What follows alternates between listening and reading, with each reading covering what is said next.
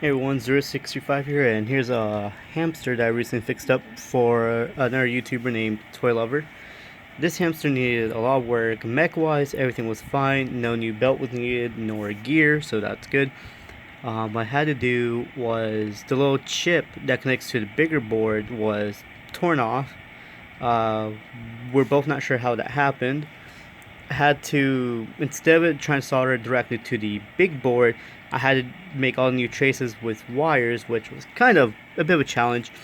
And of course, wire buttons for the hand had to be extended. Cheek wires, had to figure out how to wire those out.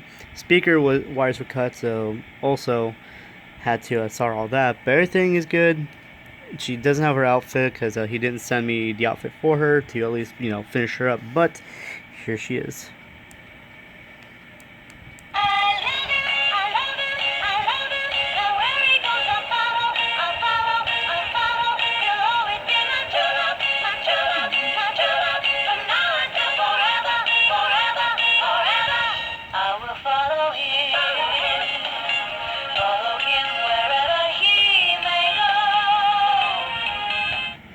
And there you have it.